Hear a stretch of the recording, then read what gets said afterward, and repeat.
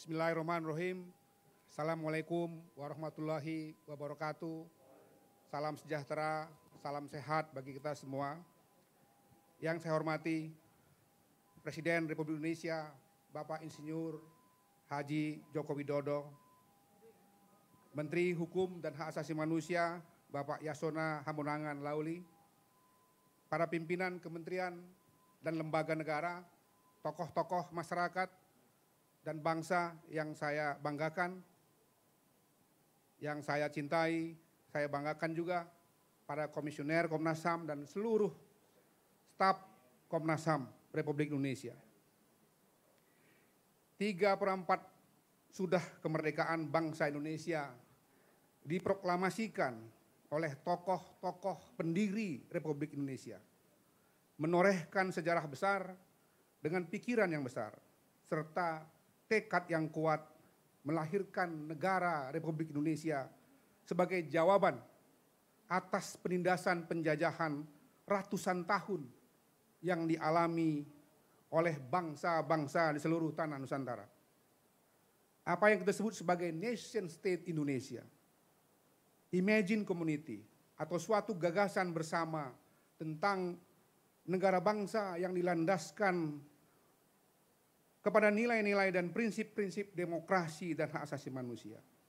Jika sebelumnya penjajahan meletakkan kita sebagai tuan rumah yang kehilangan hak-hak dan kemerdekaannya, maka proklamasi kemerdekaan Indonesia menandai kemerdekaan tiap-tiap individu dan masyarakat untuk mengekspresikan diri serta menikmati kekayaan alam yang dianugerahkan Tuhan yang Maha Kuasa bagi kemakmuran kita bersama. Kemerdekaan berarti memberikan ruang kepada setiap orang untuk menyampaikan pendapat, berekspresi, berorganisasi, dan menjalankan keyakinan dan agamanya. Kemerdekaan yang juga berarti tiap-tiap orang memiliki kesamaan hak, diperlakukan sama dan adil di depan hukum, menikmati kehidupan sosial politik, bernegara dan bermasyarakat yang bebas tanpa diskriminasi. Tujuan keadilan sosial bagi setiap orang bahkan dimaksudkan sebagai bagi kedamaian. Bukan saja untuk bangsa Indonesia sendiri, tetapi kita ikut berjuang bagi tatanan dunia yang lebih adil dan damai. Sejak awal, para pendiri bangsa menyadari sepenuhnya keberagaman bangsa ini dari Sabang sampai Merauke, dan karena itu prinsip Bhinneka Tunggal Ika dan Pancasila mengikat kita semua untuk saling menghormati, bersedia hidup bersama dengan perbedaan yang ada. Tidak boleh ada yang mendominasi kehidupan apapun di negeri ini, karena kesetaraan hak adalah prinsip dasar yang sudah ditetapkan oleh pemikiran besar dan jiwa besar pendiri bangsa kita. Prinsip-prinsip itu telah ditegaskan bangsa ini dalam semangat proklamasi 75 tahun yang lalu. Bersamaan dengan kebangkitan dunia dengan prinsip dan nilai yang sama, yakni menolak penjajahan dan mengakui persamaan hak.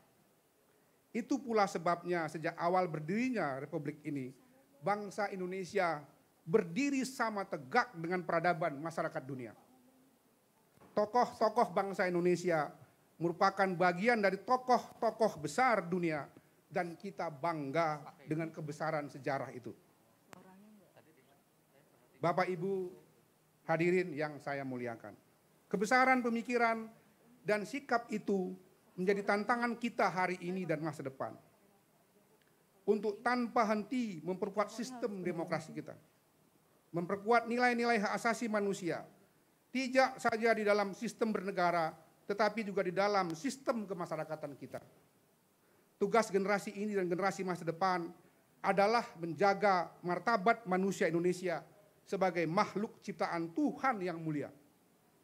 Kita tidak boleh membiarkan ada pihak tertentu yang menghalangi atau menghilangkan kemerdekaan orang demi orang di negeri merdeka ini.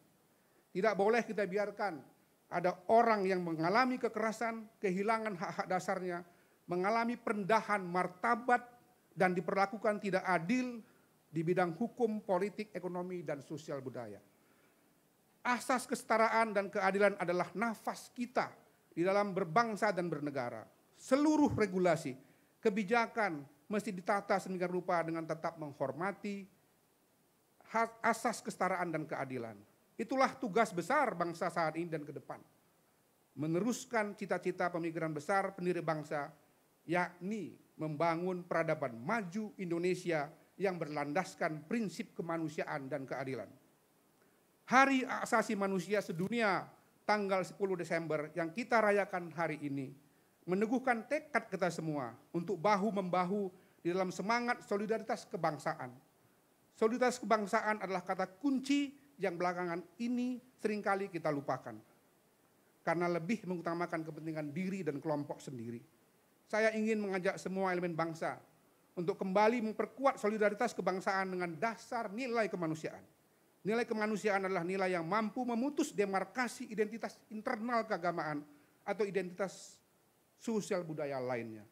Nilai kemanusiaan adalah nilai universal yang di dalamnya manusia yang satu benar-benar menjadi saudara bagi manusia yang lain.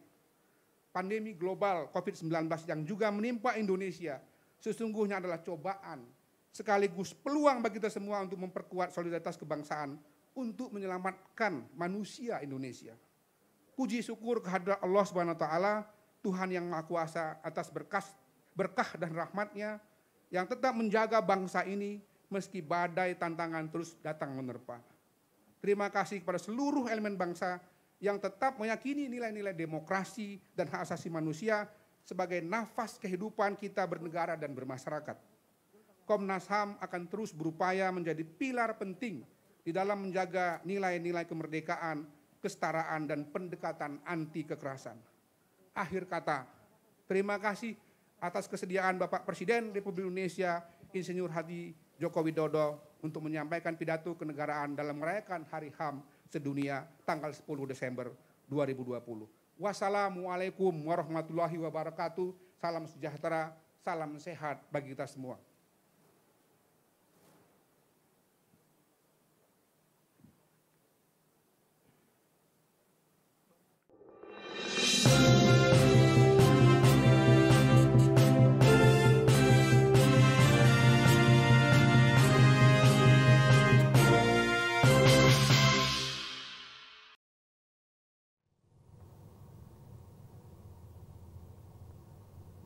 Bismillahirrahmanirrahim.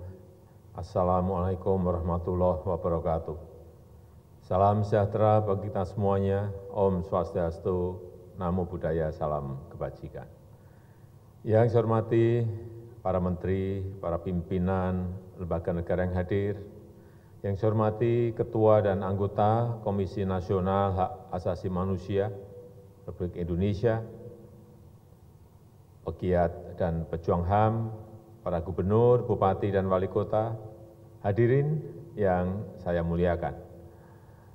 Kita mempunyai komitmen yang sama bahwa penghormatan, perlindungan, dan pemenuhan HAM menjadi pilar penting bagi Indonesia untuk menjadi bangsa yang lebih beradab, lebih tangguh, dan lebih maju. Pemerintah tidak pernah berhenti untuk menuntaskan masalah HAM masa lalu secara bijak dan bermartabat. Kita harus bekerja sama menyelesaikannya dan mencurahkan energi kita untuk kemajuan bangsa. Melalui Menko Polhukam, saya telah menugaskan agar penyelesaian masalah HAM masa lalu terus dilanjutkan yang hasilnya bisa diterima semua pihak serta diterima dunia internasional.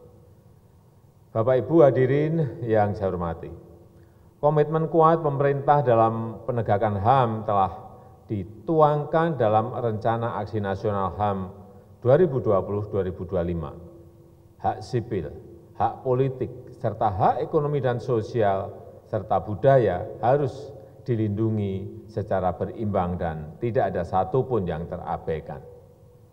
Saat ini kita sedang menghadapi krisis yang berat akibat pandemi COVID-19 yang mengakibatkan krisis kesehatan dan krisis perekonomian. Kita terus bekerja keras untuk menghambat penyebaran virus, mengobati yang sakit, mencegah kematian, serta memberikan bantuan ekonomi bagi masyarakat tidak mampu dan UMKM. Kita harus menjaga agar pandemi tidak memperburuk pemenuhan hak asasi masyarakat. Selain itu, kita masih menghadapi beberapa masalah yang harus kita selesaikan. Saya mendengar masih ada masalah kebebasan beribadah di beberapa tempat. Untuk itu saya minta agar aparat pemerintah pusat, daerah secara aktif dan responsif untuk menyelesaikan masalah ini secara damai dan bijak. Pembangunan infrastruktur juga harus kita dedikasikan sebagai prasarana untuk pemenuhan HAM dengan menjamin keterjangkauan hak mobilitas, hak kesehatan, hak pangan, dan hak kebutuhan dasar yang merata termasuk bahan bakar satu harga. Demikian pula pembangunan sumber daya manusia dengan memastikan penurunan kasus stunting serta keterjangkauan pendidikan yang memadai, terutama di daerah-daerah terpencil dan pulau-pulau terluar. Saya juga memberikan perhatian khusus kepada saudara-saudara kita, penyandang disabilitas. Kita telah membentuk Komisi Nasional Disabilitas dan berorientasi pada pendekatan hak asasi manusia. Saya juga menyambut baik Festival Tahunan Kota Ramah HAM atas kerjasama pemerintah, Komnas HAM, dan masyarakat pemerhati HAM. Festival ini merupakan komitmen bersama dalam mengarus utamakan prinsip HAM di daerah.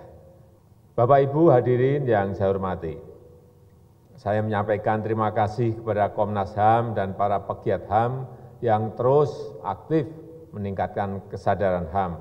Mari kita semuanya berperan aktif untuk menghormati hak pihak lain dan menjadi penanggung jawab atas terpenuhinya hak pihak lain. Dengan meningkatkan penghormatan, perlindungan, dan pemenuhan HAM, maka kita menjadi bangsa yang lebih beradab, tangguh, dan maju. Terima kasih, saya tutup. Wassalamualaikum warahmatullahi wabarakatuh. Om Santi Santi Santi Om, Namo Buddhaya.